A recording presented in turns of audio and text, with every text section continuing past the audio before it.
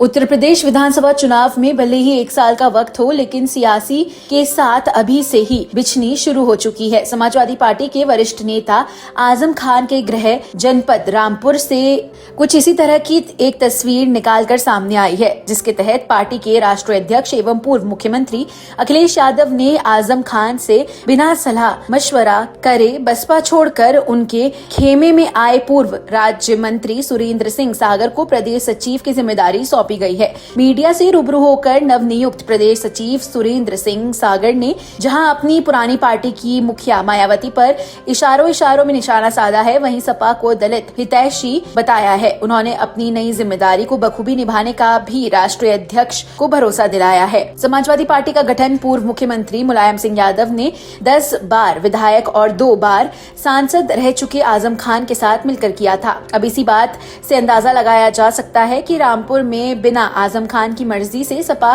में पत्ता भी नहीं मिलता है।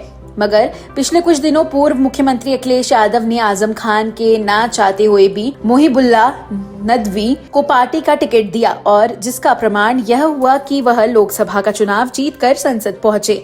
अब एक बार फिर से कुछ इसी तरह की सियासी तस्वीर पूर्व राज्य मंत्री सुरेंद्र सिंह सागर के मामले में भी देखने को मिल रही है। यहाँ पर अखिलेश यादव ने उन्हें प्रदेश का सचिव बनाकर आजम खान के सियासी कद राजनीतिक पैमाने से नाप कर रख दिया है। हालांकि ये बात अलग है कि नई जिम्मेदारी मिलने के बाद पूर्व राज्य मंत्री सुरेंद्र सिंह सागर ने आजम खान को पार्टी का बड़ा नेता बताया है। सबसे पहले तो मैं समाजवादी पार्टी की राष्ट्रीय अध्यक्ष उत्तर प्रदेश के पूर्व मुख्यमंत्री माननीय अखिलेश यादव जी का आभार व्यक्त करना चाहता हूं कि उन्होंने मेरे ऊपर इतनी बड़ी जिम्मेदारी दी है और मुझ पर विश्वास जताया है। मेरा ये प्रयास रहेगा कि हम लोग भाईचारा बना के पीडीओ को मजबूत करें और आने वाले 2027 में अधिक से अधिक जनादेश लाने के लिए संघर्ष करें और पूर्ण बहुमत की सरकार बनाने का प्रयास हमारे सभी पीडीए समाज के लोगों को करना चाहिए। ऐसा हमारा प्रयास रहेगा।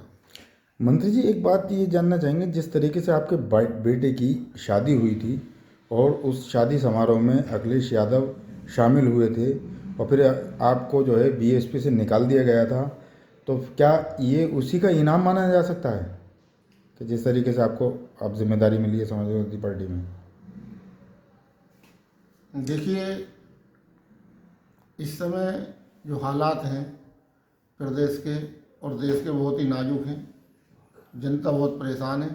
बड़े पैमाने पर सरकारी महकमों में दलाली हो रही है, लूट खसोट हो रही है। आए दिन कर्मचारी अधिकारी एंटी करप्शन के द्वारा पकड़े जा रहे हैं। तो ऐसे हालात को देखते हुए प्रदेश में सामाजिक परिवर्तन होना बहुत अति आवश्यक है। भारतीय जनता पार्टी को सत्ता से हटाने के लिए माननीय राष्ट्रीय अध्यक्ष जी ने एक रणनीति बनाई है कि हम बड़े पैमाने पर दलित समाज के जिम्मेदार लोगों को, जो मजबूत लोग हैं, उन्हें संगठन में जिम्मेदारी भी देंगे और विधानसभाओं में जनरल सीटों पे भी उन्हें चुनाव लड़ाएंगे ताकि भारतीय जनता पार्टी को आसानी से हराया जा सके। उसी के रणनीति के तहत ये जिम्मेदारी सौंपी गई है। अच्छा, रामपुर के अंदर समाजवादी पार्टी के वरिष्ठ नेता आजम खान हैं, जिन्होंने समाजवादी पार्टी को खड़ा किया, वो फाउंडर मेंबर भी हैं। वो अब आपको भी एक जिम्मेदारी मिली है और वो राष्ट्रीय महासचिव हैं, तो किस तरीके से देखते हैं, क्या नज़रिया है इस पर आपका आजम खान को लेकर जो जिम्मेदारी मिली है आपको?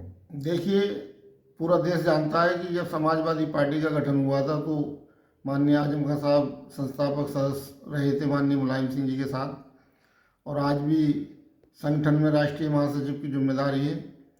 उनका कद बहुत बड़ा कद है और समाजवादी पार्टी को उनकी आवश्यकता है। ऐसे में जो है पूरा पीडीए समाज उनके लिए दुआ भी कर रहा है और कानून लड़ाई लड़ने की तैयारी भी कर रहा है कि किसी तरीके से उन्हें जिला कारागार से बाहर निकाला जाए और पार्टी के लिए पहले से ज़्यादा संघर्ष कर सकें। अब किस तरीके से जिम्मेदारी निभाएंगे आप पार्टियों की, क्योंकि 2027 में चुनाव भी होने? देखिए, इस समय बहुत बड़े पैमाने पर संगठन का काम समाजवादी पार्टी में चल रहा है, चाहे वो SIR का काम रहा हो या भाईचारा बनाने का काम रहा हो।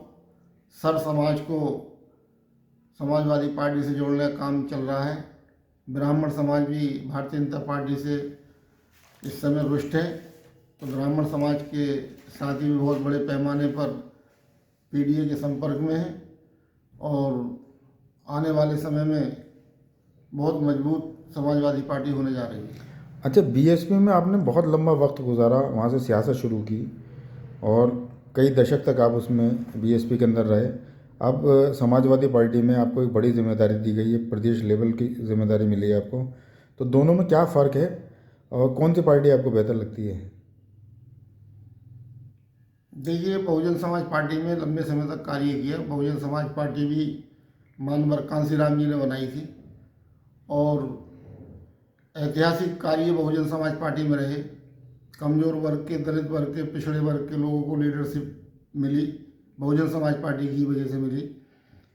अब चूँकि कांसीराम जी नहीं रहे तो उनके सिद्धांतों पर पार्टी नहीं चल पा रही है। यही कारण है कि कहीं ना कहीं बहुजन समाज पार्टी कमज़ोर हुई है और कांसीराम जी के सिद्धांतों पर आज समाजवादी पार्टी चलने का काम कर रही है। इसी वजह से अभी लोकसभा के चुनाव में बेहतर रिजल्ट आए। प्रदेश में नंबर 1 की पार्टी वोट बैंक और सीटों के हिसाब से बनकर उभरी है समाजवादी पार्टी और आने वाले समय में पूर्ण बहुमत की सरकार बनाने जा रही है।